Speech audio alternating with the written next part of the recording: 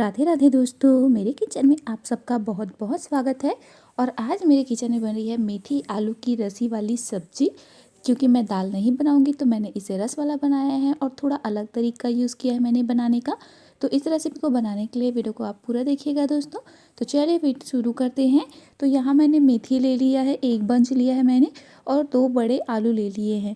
तो इसकी कटिंग कर ली है और अच्छे से वॉश कर लिया है। तो गैस में मैं ऑन करके रख देती हूँ कढ़ाई, और उसमें 2 चम्मच डाल देना है तेल।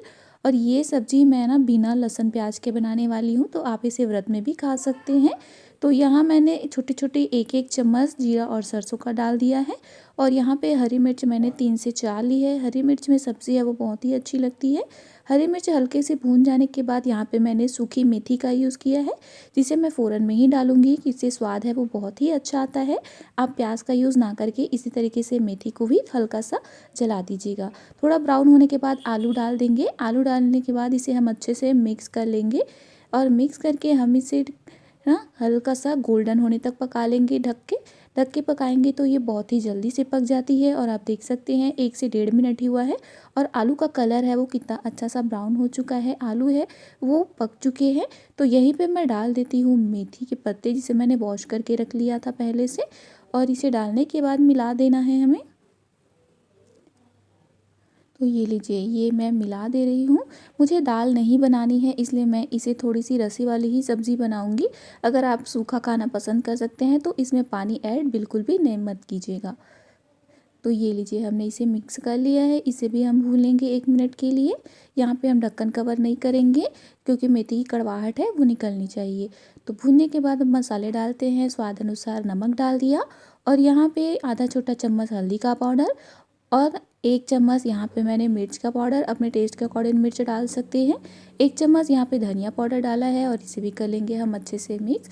और धीमी आंच पर हमें इसे अच्छे से भून लेना है, करीबन 1 मिनट के लिए। तो ये देखिए 1 मिनट हो चुका है और मेथी आलू की सब्ज़ी है वो बहुत अच्छे से भुन चुकी है। तो इसे साइड में करते हैं, और यहाँ मैं जगह खाली की हूँ टमाटर डालने के लिए। कढ़ाई गर्म है दोस्तों, इसलिए थोड़ा धुआं है वो ज़्यादा उड़ गया कैमरे की तरफ। तो ये लीजिए, टमाटर डाल के ना मैं इसे थोड़ी देर पकने दूँगी। तो इसे हम ढक्कन से कवर नहीं करेंगे, ये हल्के से पक चुके हैं। तो अब आती है मैशर की बारी। तो मैशर से हम इसे पकने के बाद अच्छे से मैश कर देंगे ना, तो हमें ज़्यादा टाइम नहीं लगेगा टमाटर को भूनने के लिए।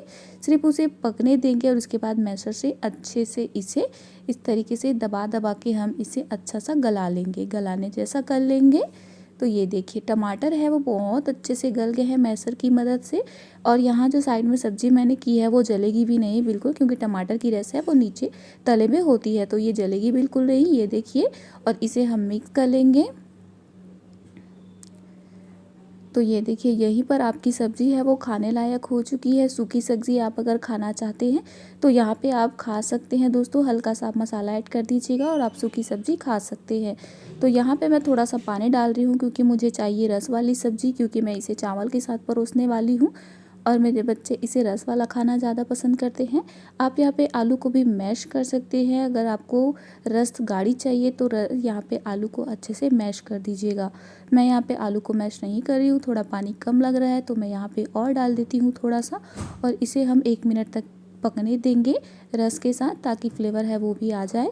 तो ये लीजिए, 1 मिनट तक मैंने इसे पका लिया है। और 1 चम्मच गरम मसाला डाल दूँगी, और थोड़ा सा डाल दूँगी यहाँ पे धनिया के पत्ते। और बस हो चुकी है हमारी सब्ज़ी, है बन के बिल्कुल तैयार है। तो आप इसे चावल के साथ सर्व कीजिए, रोटी के साथ भी खा सकते हैं। तो चलिए, मैं इसे गर्मा गर्म परोसूँगी चावल के साथ।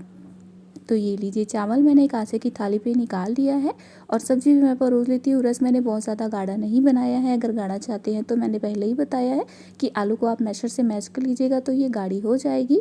और ये देखिए दोस्तों, अब इसे मेरा बेटा खाने वाला है। तो आप देख सकते हैं नीचे है ना, वो भगवान जी को पहले शुरू वाला कौर है वो भगवान जी को दे के प्रणाम करते हैं, फिर खाना हम शुरू करते हैं।